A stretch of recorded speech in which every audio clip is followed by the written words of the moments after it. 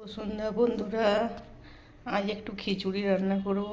এই যে মটরশুঁটি, পালং শাক, এটা হচ্ছে বাঁধাকপি, আলু, বরবটি, টমেটো, গাজর, ফুলকপি, কুমড়ো, বেগুন, এটা দু রকমের ডাল আছে, এটা গোবিন্দভোগ চাল, এটা ধনে পাতা।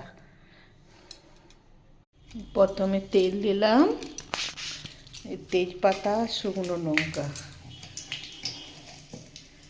গোটা জিরে,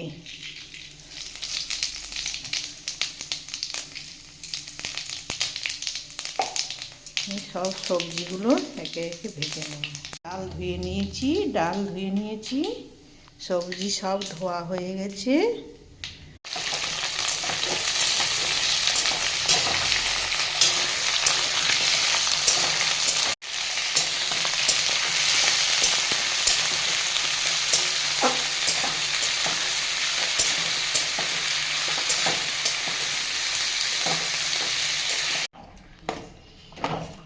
নিরামিষ খিচুড়ি, আমরা পেঁয়াজ রসুন দিই না, একটু নিরামিষ গোবিন্দভোগ চাল দিয়ে করলাম। হাতি সাহেবের অর্ডার, খেতে ভালোবাসেন।